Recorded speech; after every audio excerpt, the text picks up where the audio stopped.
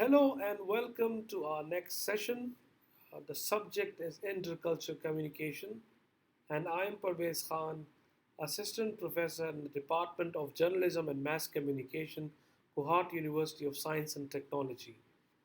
The course code for this subject is JMC 201. It's our lecture number 15, which is interacting with strangers. So, today we'll be talking about how to interact with strangers in a culture other than your own, what kind of tools and tips are necessary to initiate conversations with strangers. Why is it important to have a perspective by interacting with strangers? So, this will be pretty much the focus for our session today, and we'll be talking a whole session will revolve around interacting with strangers.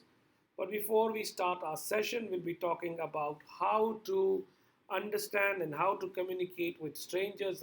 Let's talk about objectives. The first one is to understand how to communicate with strangers, to know that each culture differs and we need a prior understanding of how people behave and interact.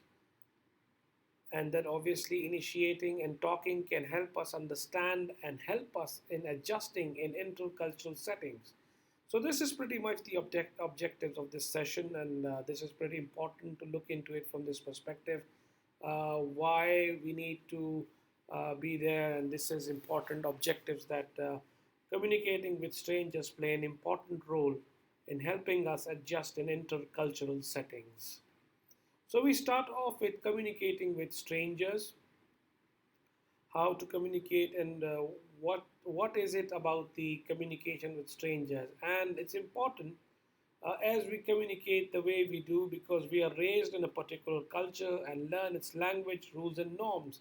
And we are very comfortable in our own settings. We can easily start and initiate conversation with people from our region, but it's very difficult to do this in culture outside your own.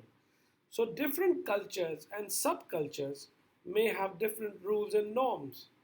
And the authors that we are going to talk about, Guri Kunst and Kim, basically, we are giving this explanation from their book. They argue that the understanding the other's culture facilitates the cross culture communication. So, basically, when we are talking to strangers, it's basically the facilitation of cross culture communication. You are moving in the right direction. So these two authors, Guri and Kim, believe that intercultural communication. Uh, just miss the slide again. Just let me come there. So yes, we are here again. Just sorry for the mistake. So Guri and Kim believe that intercultural communication can be understood through the basic variables and processes used to describe other forms of communication. And all communication occurs between people who have varying degree of familiarity with each other. So the key factor in understanding intercultural communication is the concept of stranger. So we must understand the concept of stranger to initiate communication with strangers, and that's the key, and that's important in intercultural settings. And this is the definition we have previously used as well, and why I'm using it to give you an idea. Culture is the collective programming of the mind which distinguishes the member of one category of people from another. So, this means if you're from Pakistan and if you go to England, you are different from them. You are in a different category. And it won't be easy to talk to the strangers because there's language barrier, there's cultural barrier. You're not aware of the norms and the culture over there, so that becomes a barrier, and that's why talking to stranger can help. It helps build a perspective. It helps give you an idea of where you are. It gives you a better understanding of the culture you are in. So it's like the author said, it's the beginning of intercultural communication. So talking to strangers is not easy. It's difficult. There's going to be some natural nervousness. There's going to be some confusion, uncertainty, and let's talk about it, about that element as well. So understanding communication is the key, and we must remember that a stranger has limited knowledge of their environment, of its norms and values. If you go to, for example, if you've gone to Africa, as we are not exposed to much of it, even through films or the books or the literature, so we may not be aware of their norms and values. So this means a stranger has limited knowledge of the new environment, of its norms and values. And in turn, the locals have also little knowledge of the stranger, of her, his beliefs, interests, and habits. So this means that they don't know much about you. There would be countries where you'd go, where you'd introduce yourself, where you're from, and they would say, where is it on the map? Can you show it to me on the map? So many people in some cultures they do not have any idea where you're from, what your beliefs are, and particularly those living in low context culture would find it very difficult to understand the high context cultures. And this means that communication with another involves predicting and anticipating the responses. So that's very important point that you predict and anticipate the response, and that helps understand each other to a certain extent. But the key element here that we are going to talk about is uncertainty.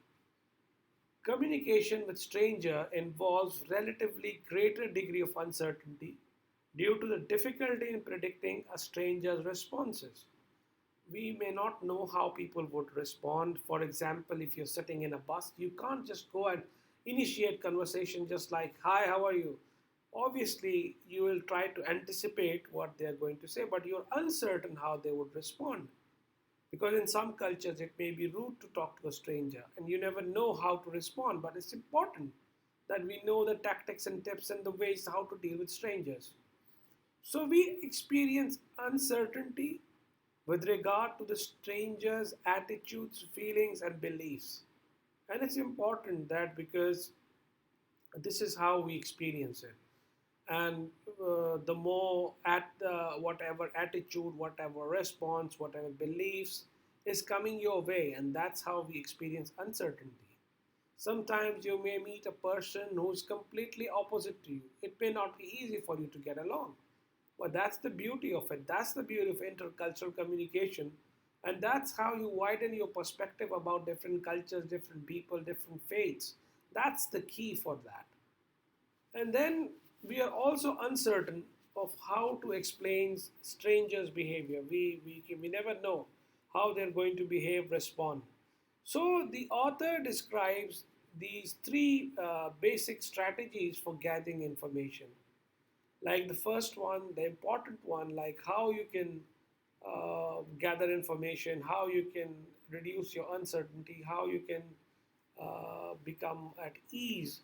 So one of the way is to look at it, and one may passively observe the stranger. You don't have to be aggressive. You just passively observe how the stranger who's next to you, who's sitting next to you, who's walking next to you, how their behavior, how they're behaving, what are the common traits, how you can initiate a conversation. So that's important. Passively observe the stranger. Then the second one is one may actively seek out information from other friends of the stranger or from books, or maybe you know people, you can tell you about how people interact here, what people like, what they don't like. So that's very important to kill the uncertainty bit of it. And then finally, one may seek information directly from the stranger by interacting with them and asking questions. That's much more appropriate. That's much more direct. It will give you a wider perspective. It helps a lot because when you're speaking to someone directly, it gives you first hand information. And in intercultural settings, first hand information gives you a very wide perspective. It helps you in understanding cultures, and that's how you broaden your knowledge about a particular culture you're living in.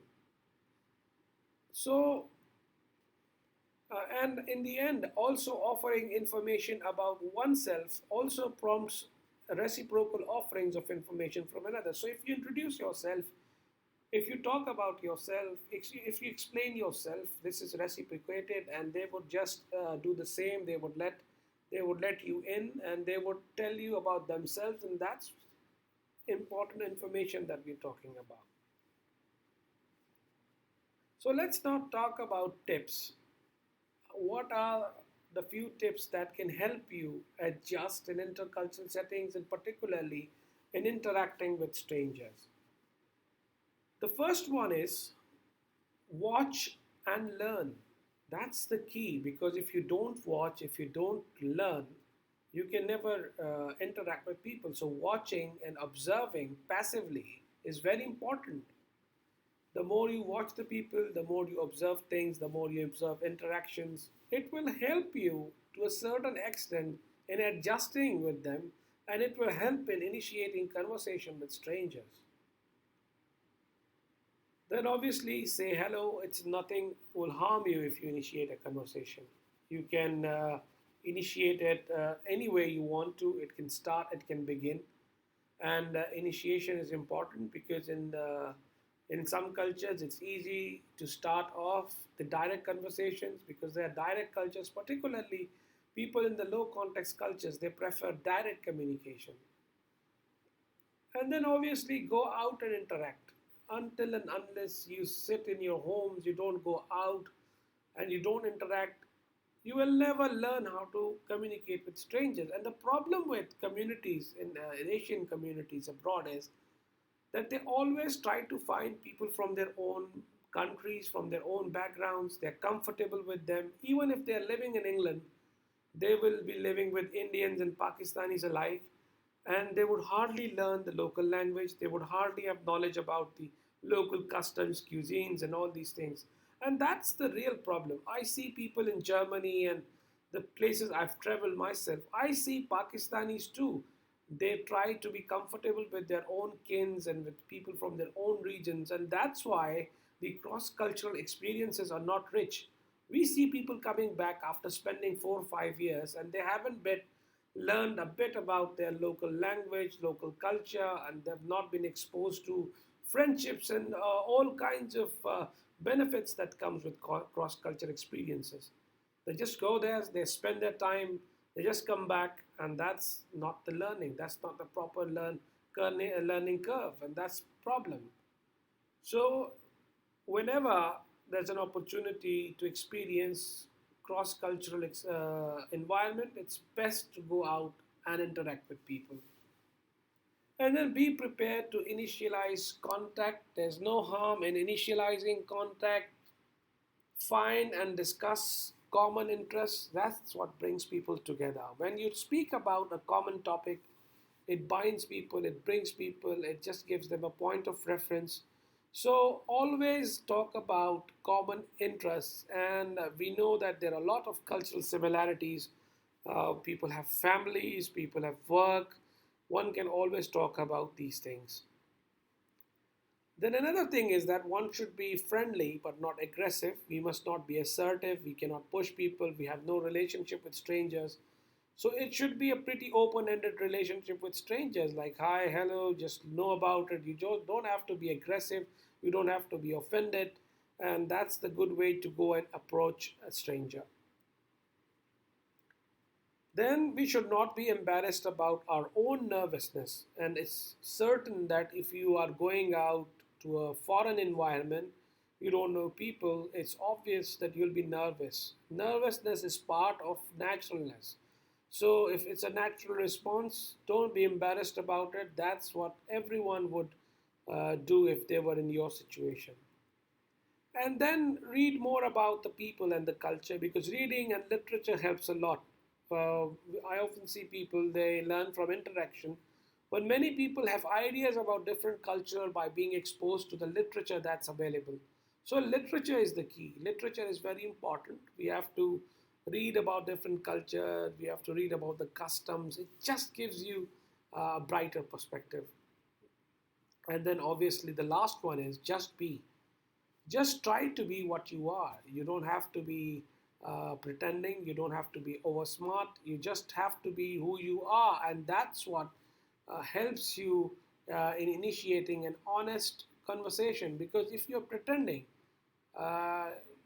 it's highly possible that you may get the same response or you may be exposed. So it's best to be yourself, best to be natural, and that's how it will help you in interacting and you'll be getting a better understanding of what's going on around you. So, what did we learn? And about in this session is that interacting with stranger is not impossible if we have some if we follow certain ways, some of the tips. Interacting with strangers is not impossible, it's highly possible. It will give you a lot of understanding about different cultures outside your own. And then interaction gives you greater insights into a culture. That's another point, because the more you interact, the better understanding of culture you will have. Without interactions, it's very difficult to get insights about a particular culture. The first hand experience comes with direct communication. And then communication is the key if we are to survive in a culture other than our own. It's important to communicate, it's important to survive in a culture other than own, and that can only be done if we are good at communication. So language again will give you a lot of advantage if you know the local language, if you can speak in that language, dialect, it will help you a lot. It will give you a lot of understanding. It will help initiate friendships. It will also reduce the barriers that exist in communication. So, language is the key. No matter which country you are in, if you are able to speak their language, it will always give you an extra added edge. So, this is pretty much our session. And before going to the references, some of the questions you can ask yourself: have you ever tried to converse with strangers? Have you ever been to a foreign environment, and have you ever talked to people over there? What was their response? How are people responding? Uh, what do you think can be good ways of initiating a conversation? These are all the questions you can think. So, it's the best way to understand this topic is to think about it, to critically look at it. That if you are in a culture other than your own, how you would respond. How do you think you can initiate conversations? Do you think there's a good way without being rude and assertive? You can start conversations. So this is a discussion for today, and we pretty much focused on how to interact with strangers, and we discussed some good tips. Some of the good tips were that we must watch passively, observe, and until and unless we observe and watch, we cannot have an understanding. And then obviously, we can initiate by saying hello. We can also wait for the responses. We can talk about the common things, maybe about the similarities of the culture. So there are lots of things that one can look into before initiating conversations with strangers. And it's very important for anyone because the world is getting globalized, and we need a broader understanding and broader perspective of how people interact, how they respond. And before I conclude, we must not forget that there will be a degree of uncertainty. And there will be certain nervousness, but we must not forget that this is a natural response that will always be there. You cannot just take away these things, and that's the beauty of it. So that's pretty much it. I'm sharing the references, obviously, from two books. These are pretty interesting discussions about interacting with strangers in this one. So I hope you enjoyed the session today. This was about one of our about concluding lectures. We have almost finished our course, and we'll be interacting with some questions and we'll be responding to it in the coming days as well.